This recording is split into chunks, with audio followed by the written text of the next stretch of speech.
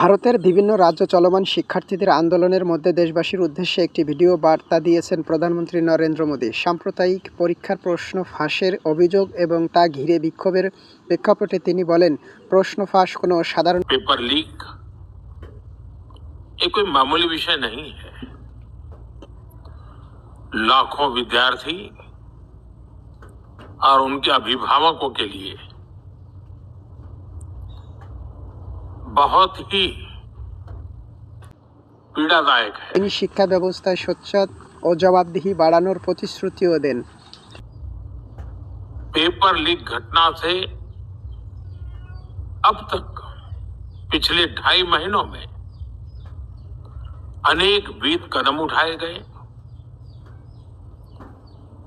गुनहगारों को पकड़ा गया है, वे जेल में पड़े हैं।